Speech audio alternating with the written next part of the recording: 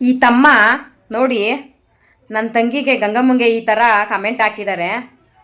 Low ತಮ್ಮ, ನಿನ್ನ ಕಮೆಂಟ್ಗೆ ನನ್ನ ಉತ್ತರ ಏನು ಗೊತ್ತೇನಪ್ಪ? ನನ್ನ ತಂಗಿ ನೀ ಹೇಳಿರೋ ಜಾಗಕ್ಕೆ ಹೋಗ್ಬೇಕು ಅಂತಿದ್ರೆ ಹುಚ್ಚಿ ಥರ ಆಕ್ಟ್ ಮಾಡ್ತಿರ್ಲಿಲ್ಲ. ಹಾಕ್ಕೊಂಡಿರೋ ಬಟ್ಟೆನೆಲ್ಲ ಬಿಚ್ಚಿ ಬಿಚ್ಚಿ ಆಕ್ಟ್ ಮಾಡಿಬಿಡೋಳು. ಏನು ಹೇಳು? ಹುಚ್ಚಿ ಥರ ಆಕ್ಟ್ ಮಾಡ್ತಿರ್ಲಿಲ್ಲ.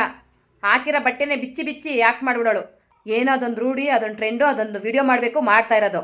ಅವಳ ಉದ್ದೇಶ ಎಲ್ಲೋ ಹೋಗ್ಬೇಕು, ಎಲ್ಲೋ ಬೆಳಿಬೇಕು, ಎಲ್ಲೋ ಬಾಚಿಸ್ಬೇಕು ಅನ್ನೋದಲ್ಲ. ನಿಮ್ಮಂಥ ತಮ್ಮದಿರ್ನ, ಅಣ್ಣದಿರ್ನ, ಅಕ್ಕದಿರ್ನ, ತಂಗಿದಿರ್ನ ನಗಿಸ್ಬೇಕು.